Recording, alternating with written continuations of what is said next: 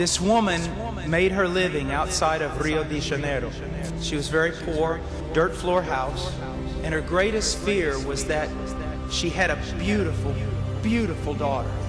And she knew that one day her daughter would leave that house and go to Rio de Janeiro to try to make a better life. And she knew what would happen to her daughter if she went there. One day the woman came home and her daughter was gone. There was a note on the table that said, "I've gone to Rio to find a life." The mother knew what would happen. She took all the money that she had, she bought a bus ticket to Rio de Janeiro, and then she went into a little photo shop, a photo booth. And she spent a great deal of her money, the mother did, just making pictures of herself. And then the mother went to Rio de Janeiro and spent months there.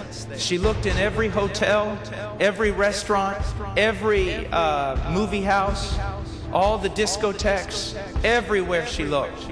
And everywhere she went, she left a picture of her face. Finally, she ran out of money and she went home. One night, her daughter was coming down the stairs of a hotel. And she was with a man. She had become a prostitute. She looked like she had aged 15 years. And as she's coming down the stairs, she feels like she's going to die. But she looks over in the mirror. She sees how she's aged. And then something catches her eye. She sees a picture of her mother. She grabs it. She can't believe it. And she turns it over. And on the back, she read this: "I do not care what you have become. And I do not care what you have done.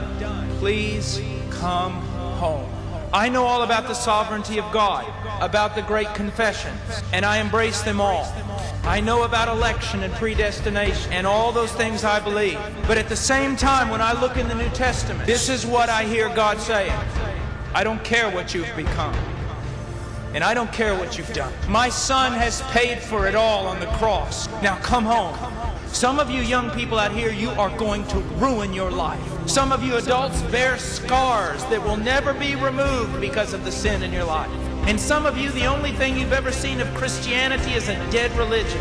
But I serve a living God who has sent us a living Savior. And He calls all men to turn from their sin and come back to Him. And those who come to Him, He will not cast out.